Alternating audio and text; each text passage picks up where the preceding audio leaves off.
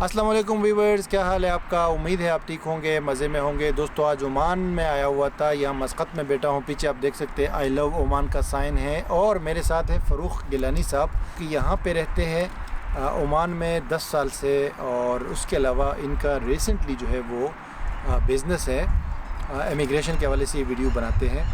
तो पुर्तगाल के हवाले से इनका अच्छा खासा एक्सपीरियंस है और इनके पास माशाल्लाह से कार्ड भी है। तो D2 वीज़ा जो है उस हवाले से इनसे पूछते हैं कि इसका प्रोसेस क्या है, इसके क्या फ़ायदे हैं और क्या ट्रेंड्स चल रहे हैं आजकल। तो सबसे पहले फ़रूख भाई, थैंक यू सो मच आपके टाइम के लिए। You are welcome.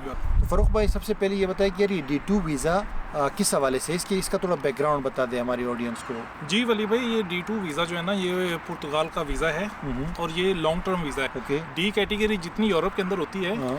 वो लॉन्ग टर्म वीज़ा होती है, रेजिडेंट्स वीज़ा। ओके। और जो शेंजन होता है वो सी कैटेगरी होती है। ओके, ये ओके। सबसे पहले बेसिक डिफरेंस है।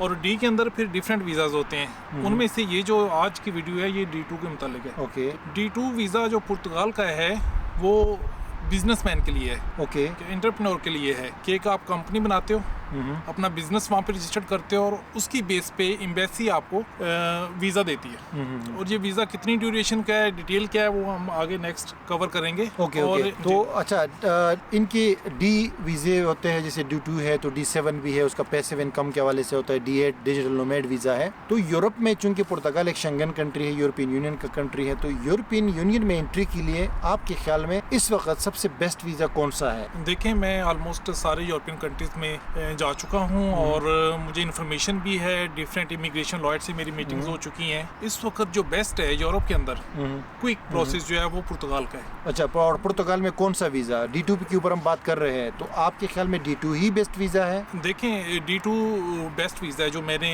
जो वर्किंग की है, मेरा जो एक्सपीरियंस रहा है, D2 is the best visa in D category. अच्छा, और दूसरा ये कि ये वीज़ा किन लोगों के लिए है, ये भी थोड़ा बताएं। D2 वीज़ा स्पेसिफिकली बिजनेसमैन के लिए है जिनका ऑलरेडी कोई बिजनेस गल्फ के अंदर है, ओमान में, UAE में या कतर में या गल्फ के किसी भी कंट्री में है या पाकिस्तान में है। ओके।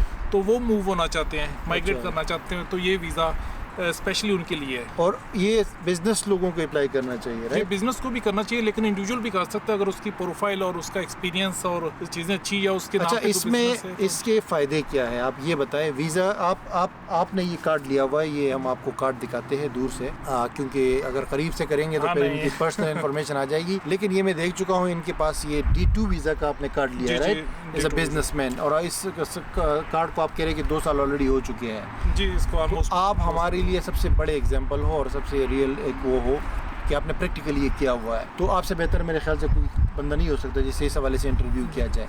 आप मुझे ये बताएं कि इसके फ़ायदे क्या है, इसके रिक्वायरमेंट्स क्या है, और मतलब एक तो फाइनेंशियल रिक्वायरमेंट्स है, एक दूसरे डॉक्यूमेंट्स वगैरह जो रिक्वायर्ड होते हैं, और इसके फ़ायदे वगैरह क्या है। प्रोसेसिंग के बारे में आपसे मैं बाद में पूछूंगा कि टोटल कितना प्रोसेस इसका हो सकता है। जी देखिए, मैं आपको एक बात और क्लियर कर दूं यहाँ पे देखने वालों को भी कि D2 भी 2 कैटेगरी का है। ओके। इसकी 2 क्लासिफिकेशंस है, ओके।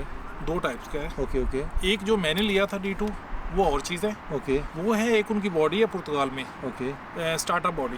ओके। ओके। स्टार्टअप के थ्रू के मैंने एक प्रपोजल दिया, एक इनोवेटिव आइडिया दिया ओके। और उन्होंने एक्सेप्ट किया। ओके। वो 4 to 6 मंथ टाइम ड्यूरेशन होती है। ऑनलाइन एप्लीकेशन प्रोसेस है। अगर कोई वीडियो उसकी डिटेल चाहिए तो वो मेरे चैनल पे मौजूद है। ओके। ओके। और वो ऑनलाइन ही अप्लाई होता है, उसकी कोई फीस नहीं है। ओके। अगर वो अप्रूवल दे दें, वो लेटर लगा के आपने एम्बेसी में D2 ले लेना है।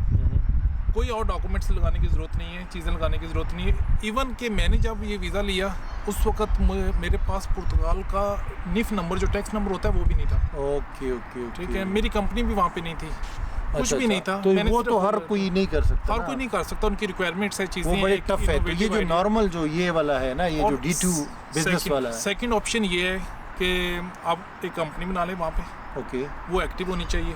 ओके। उसकी पूरी रिक्वायरमेंट्स हैं जो कि हम वहाँ पे काम कर रहे हैं। ओके। एक लंबी रिक्वायरमेंट्स है, वो हम पूरी करते हैं। उसके बाद एक फ़ाइल कंप्लीट जो है ना वो देते हैं। उसकी बेस पे भी वीज़ा D2 लगता है। Okay. और हमारे पास सक्सेस स्टोरीज भी हैं, कतर से भी लगे हैं, ओमान से, सऊदी अरेबिया से, अभी इंडोनेशिया से भी लग रहे हैं चीज़ें। इंडोनेशिया में इस हवाले से हम लोग काम कर रहे हैं क्योंकि अपॉइंटमेंट जो है वो थोड़ा सा मुश्किल है। अच्छा, ये तो आपने चीज़ें बताई। अभी इसके फ़ायदे जो है वो ये है कि आप पुर्तगाल में रह सकते हो, पूरा यूरोप घूम सकते हो, पुर्तगाल में बिज़नेस कर सकते हो, वहाँ पे अपना काम कर सकते हो, और आप इसमें फैमिली इंक्लूड होती है कि आप अपने बच्चों को इंक्लूड कर सकते हो, राइट। लाइक इसमें फैमिली रीयूनियन कर सकते हो। और बाकी तो पुर्तगाल में आपको पता है कि इसके फ़ायदे यही है कि बाद में यूरोपियन सिटीजनशिप अप्लाई कर सकते हो आप, और फैमिली को जो है ना हेल्थ और एजुकेशन वगैरह वो मिल जाती है। अब इसकी एक बात यहाँ पे मैं और क्लियर कर दूं कि जो गल्फ़ के अंदर हैं वो मोस्टली बिजनेस कर रही हैं या कोई अच्छी जॉब कर रहा है, तो उनको यहाँ पे बैठे हुए, यहाँ पे रहते हुए ये रेजिडेंस कार्ड मिल सकता है, जैसे मैंने लिया। Oh wow. मैं ओमान में ही रहता हूँ, ठीक है। मैं सिर्फ ये अप्लाई करने गया था वहाँ पे। ओके। बायोमेट्रिक की डेट थी और उस पर अप्लाई करके फिर मैं वापस आ गया और मुझे यहाँ पे डिलीवर हुआ ओमान। वाह, ये तो बहुत ज़बरदस्त है। इधर रहते हुए रेजिडेंस आप ले सकते हो यूरोप के, ये कोई मुश्किल काम नहीं है, इजी है इसका। लेकिन सिटीजनशिप हासिल करने के लिए आपको वहाँ रहना पड़ेगा, उसकी रेजिडेंसी की रिक्वायरमेंट है। और अब आगे रिक्वायरमेंट्स का बताएं ना कि D2 वीज़ा जो है इसकी एग्जैक्ट रिक्वायरमेंट्स क्या है। देखें, D2 वीज़ा अप्लाई करने के लिए एक तो उस बंदे की जो बैकग्राउंड है वो बिज़नेस होनी चाहिए। ओके। ठीक है, उसने ऑलरेडी कोई बिज़नेस किया हो, उसका एक्सपीरियंस हो ओमान में या किसी भी गल्फ़ कंट्री में या पाकिस्तान में, उसके नाम पे कोई बिज़नेस हो। ओके, ठीक है। ये तो एक स्ट्रॉन्ग केस बनाने के लिए हम करते हैं। अगर बिजनेस नहीं भी है तो वो भी अप्लाई कर सकता है। ओके। पुर्तगाल से हमें डॉक्यूमेंट सारे चाहिए होते हैं। पुर्तगाल से क्या क्या चाहिए? पुर्तगाल से जो लिस्ट है हमारे पास, सबसे पहले उस बंदे का टैक्स नंबर चाहिए हमें, ओके, जिसको नीफा हम कहते हैं। उसके बाद उसके नाम पे हमने कंपनी रजिस्टर करनी है वहाँ पे, ठीक है। कंपनी सिंपल रजिस्ट्रेशन नहीं है, वो कंपनी रजिस्टर करके डिफरेंट डिपार्टमेंट्स वहाँ पे हैं, उनके अंदर उसको रजिस्टर करना है और एक्टिव करना है। ओके। और एक और केस जो D2 का स्ट्रॉन्ग करने के लिए हम क्या करते हैं, हम उस कंपनी का बैंक अकाउंट भी ओपन करते हैं। ओके। और जरूरी है। जितनी कैपिटल अमाउंट होती है वो हम वहाँ पे ट्रांसफर कर देते हैं। ओके। और उससे ट्रांजैक्शंस करते हैं बैंक से। ओके। तो वो उनको लगता है कि ये एक रियल केस है, रियल बिजनेसमैन है और ये बिजनेस करना चाहते हैं, और उसकी बेस पे। और जो डॉक्यूमेंट्स, एक और स्ट्रॉन्ग डॉक्यूमेंट है जिसको बिजनेस प्लान कहते हैं। अच्छा, बिजनेस प्लान बहुत इंपॉर्टेंट है इसमें। बहुत इंपॉर्टेंट है। D2 जो है इसके अंदर बिजनेस प्लान ही एक मेन डॉक्यूमेंट है। ओके। कि वो बिजनेस प्लान इमिग्रेशन को हमने प्रेजेंट करना है कि ये बंदा जाके करेगा क्या वहाँ पे, और अगले 3-4 साल में इसका रिजल्ट क्या आएगा, एक्सपेक्टेशन क्या है, प्लान क्या है, ठीक है। और एक और चीज़ कि उस कंपनी में जो एक्टिविटी ऐड करनी है वो इमिग्रेशन के हिसाब से करनी है, क्योंकि इमिग्रेशन लॉयर्स के साथ हमारी कोलैबोरेशन है पुर्तगाल में, तो वो एक्टिविटीज़ उसमें ऐड करते हैं जिसकी बेस पे वीज़ा लगना है। बाद में कुछ भी बिजनेस वहाँ पे किया जा सकता है। आप जो भी बिजनेस कर रहे हैं गल्फ़ के अंदर वो ही कर सकते हैं, लेकिन वीज़ा लगाने के लिए हमें वो एक्टिविटीज़ जो है ना वो रखनी पड़ती है, और उसी का बिजनेस प्लान देना होता है। ये डॉक्यूमेंट्स हैं। फिर आपको रेंट एग्रीमेंट या टर्म ऑफ रेस्पॉन्सिबिलिटी वहाँ से पुर्तगाल से चाहिए होती है, और इस तरह की ये एक लिस्ट है डॉक्यूमेंट्स की। वो हम आपको सेंड करेंगे जब आप अगर अप्लाई करना चाहते हो D2 वीज़ा के लिए, तो वो हम आपको सेंड करेंगे, भले आप फ़ारूक भाई से रब्ता करते हो या हमसे रब्ता करते हो, क्योंकि हमारा मेन कोलेब्रेशन है, हम लोग पार्टनर्स है पुर्तगाल में भी, ओमान में भी, तो हम लोग उस हवाले से जो है आपको सर्विस दे सकते हैं। और आखिर में ये है कि फ़ारूक भाई, अगर इस वीज़ा के हवाले से हम बताएं कि पाकिस्तान से बंदा अप्लाई करते हैं या गल्फ़ कंट्री से, दुबई हो गया, सऊदीया हो गया, यहाँ हो गया, अपॉइंटमेंट्स का तो इशू है। जी। अपॉइंटमेंट्स पहले मिल रही थी इन कंट्रीज़ में, लेकिन अभी यहाँ पे नहीं मिल रही, तो अभी हमारे पास इंडोनेशिया का ऑप्शन है। फिर हम मजीद भी देख रहे हैं कि कोई और थर्ड पार्टी कंट्री हो जहाँ पे हम रेजिडेंस लेके आपको वहाँ पे जो है ना अप्लाई करवा दें। लेकिन फिर भी प्रोसेसिंग टाइम, एक अंदाज़ा क्या हो सकता है कि एक बंदे ने अप्लाई किया आज और फिर वो डॉक्यूमेंट्स जो है ना कलेक्ट करता है, क्योंकि उसमें बहुत सारे अटेस्टेशन चाहिए होती है, पुलिस कैरेक्टर सर्टिफिकेट और ये मैरिज सर्टिफिकेट और ब्ला ब्ला ब्ला।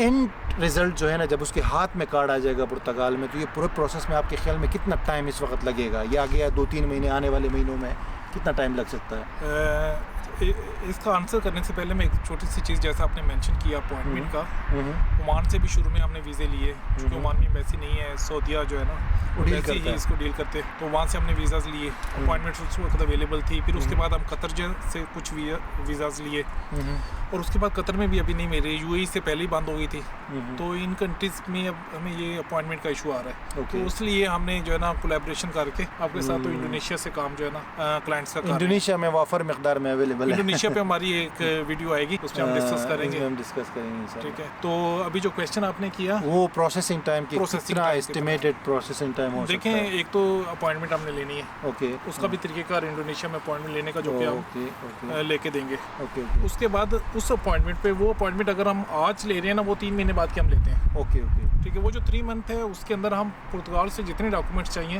ओके वो हम अरेंज करते हैं। Okay okay maximum 3 month, okay 2 to 3 month लगते हैं, उसमें वो सारे अरेंज करते हैं। हाँ, Okay. वीज़ा जब अप्लाई करते हैं इंडोनेशिया में, फिर वो 15 से 20 दिन जो है ना वो लगते हैं। वो लगते हैं ओके ओके वीज़ा मिलने में। और जो ये वीज़ा होता है, ये 4 मंथ का वीज़ा है, Okay. 2 एंट्रीज के साथ। और मज़े की बात है कि इस वीज़े पे जो पुर्तगाल में रेजिडेंस कार्ड अप्लाई करना है, जो बायोमेट्रिक है, उसकी अपॉइंटमेंट भी इस वीज़े के ऊपर होती है। इस ये पे सबसे अच्छी बात मेंशन होती है, ये बड़ी Mention अच्छी होती है। बात है। ओके तो उस पर उसने ट्रैवल करना है, ओके पुर्तगाल जाना है, और कुछ डॉक्यूमेंट्स वहाँ से चाहिए Okay, आफ्टर okay. वीज़ा। तो उस बायोमेट्रिक अपॉइंटमेंट को उसने अटेंड करना है, जो भी Okay. डेट आएगी उसकी। Okay, okay, वो okay. 4 मंथ का वीज़ा उसके अंदर ही रहती है। ओके तो वो अपॉइंटमेंट जो है ना, अटेंड करने के बाद 15 से 20 दिन, 1 महीना भी लग सकता है। सम Okay, टाइम okay, कुछ केसेस में 2 महीने भी लगे हैं Okay, रेजिडेंस okay. कार्ड आने में। तो वो रेजिडेंस कार्ड जो एड्रेस आपने दिया होगा पुर्तगाल का, उस पर वो डिलीवर होता है। ओके ओके तो ये एक टोटल कह रहे हैं कि 4 महीने का वीज़ा है, उससे पहले 3 मंथ हमें चाहिए डॉक्यूमेंट प्रिपरेशन में। और ये इसका जो है ना, और जब अप्लाई करना है रेजिडेंस कार्ड, उसके बाद 1 से 2 महीने लग सकते हैं। ओके तो कुल मिला के बात ये है भाईजान कि देखो, कोई भी काम होता है, ये तो यूरोप की रेजिडेंसी है। यूरोप की रेजिडेंसी आजकल बहुत ज़्यादा डिमांड में है, बहुत ज़्यादा पॉपुलर है, और ये एक लॉन्ग टर्म रेजिडेंसी होती है, लाजमी बात है। तो कुल मिला के 6-7 महीने जहन में रख सकते हो, 8 महीने तक भी रख सकते हो, पहले दिन से लेके डॉक्यूमेंटेशन, और फिर आगे पुर्तगाल जाओगे, फिर वहाँ अप्लाई करोगे।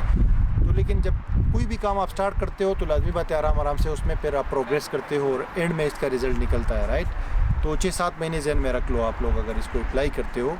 और अगर आपको इसको अप्लाई करना है बिज़नेस वीज़ा, तो ये नंबर व्हाट्सएप का मैं मेंशन करता हूँ, इस पर हमें रब्ता करें, और इंशाल्लाह हम लोग आपको ये प्रोसेस करके देंगे। इनका चैनल भी जो है डिस्क्रिप्शन में मैं लिंक दे देता हूँ, वो भी जाके विजिट करें। इन्होंने बहुत सारी चीज़ों पे वीडियोस बनाई हैं, और उसको भी आप ज़रूर वॉच करें। ठीक है जी फ़ारूक भाई, थैंक यू सो मच। इंशाल्लाह आगे जो है ना, आपका कोई क्वेश्चन हो तो आप हमें सेंड करें, हम आपको मज़ीद भी वो करेंगे, और मज़ीद वीडियोज़ आपके साथ इस हवाले से शेयर करेंगे। Thank you so much. Thank you very much, thanks to you. चलिए, अल्लाह हाफिज़। ओके, अल्लाह हाफिज़।